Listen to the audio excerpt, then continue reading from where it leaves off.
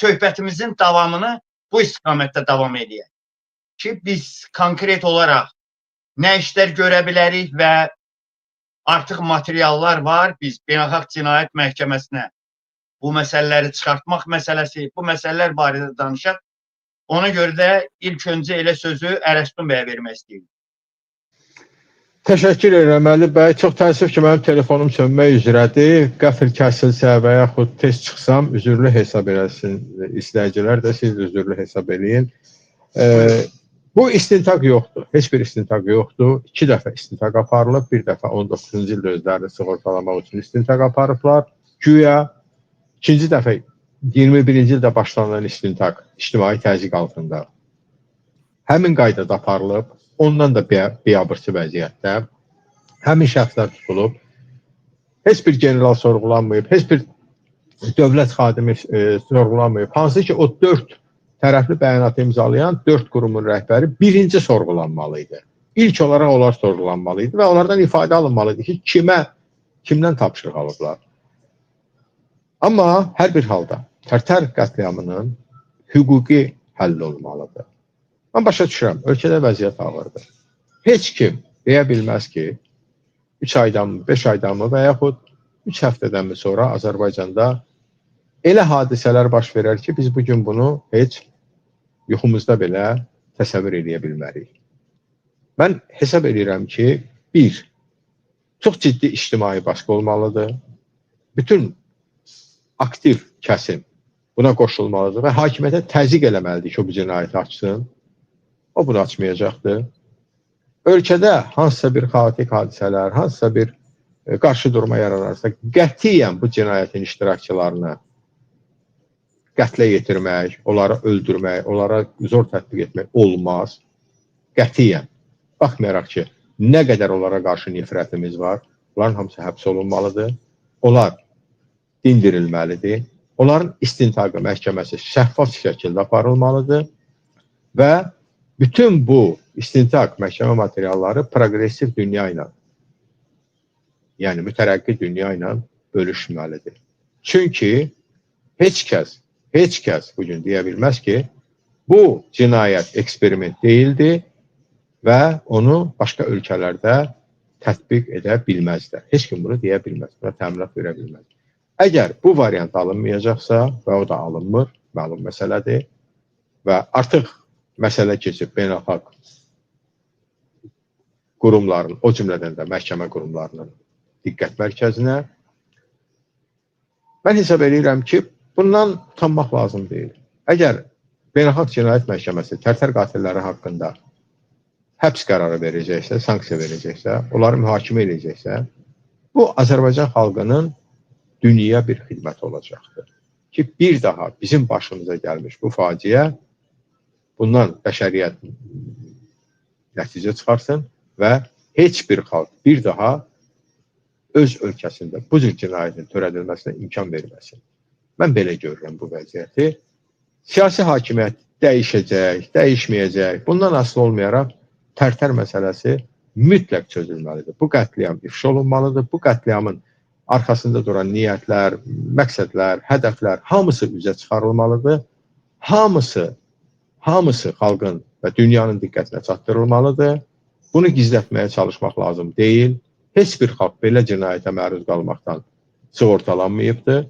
Dediyim kimi, biz bu cinayətdən beynəlxalq aləmə, bəşəriyyətə öz töhfəmizi verə bilərik. İnsanlığı xilas eləməklə. İnsanlığı xilas etmək isə bütün dinlərdə, yəni bir həyat hətta xilas etmək, bilirsiniz, istər Tövrətdə, istər Qurani Kərimdə, səhv eləmirəmsə Əl-Maidə surəsində və istərsə də Bibliyada insan həyatı hər şeyin önündə gedir. İnsan bugün ümumbəşəri dəyərlər dediyimiz dəyərlər sisteminin əsas obyekti insan və onun hüquqlarıdır. Bax, bu mənada Tərtər qətliamı çözülməlidir, o çözüləcək. Kiminsə iradəsi bunun qarşısını kəsə bilməz. Kiminsə höcətliyi bunun qarşısını kəsə bilməz. Kiminsə öz cinayətindən, canını qurtarmaq üçün məsuliyyətdən buna müqavimət göstərməsi bunun qarşısını kəsə bilməz.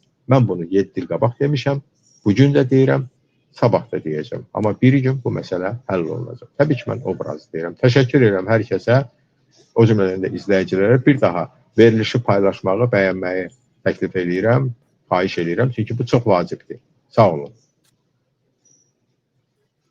Təşəkkür edirəm Ərəstun bəy və Ərəstun bəyin sözünə qüvvət olaraq mən bir şey demək istəyərdim ki, hər bir xalq, hər bir millət öz keçmişi ilə üzləşməlidir. Yəni, öz keçmişi ilə üzləşməkdən çəkinməməlidir. O baxımdan mən salamlayıram, əziz dostumuz, baxmaq istedim, Fərid bəy də bizim sıralarımıza qoşuldu. Mən fikrimi davam elətdirirəm. Bəli, biz öz keçmişimizlə üzləşməkdən çəkinməməliyik. Biz Tərtər hadisələrinin üzərinə getməliyik. Necə ki, ləyaqətlə biz bunu davam elətdirmişik və bunu biz müsbət sonluğa nəticələndirəcəyik.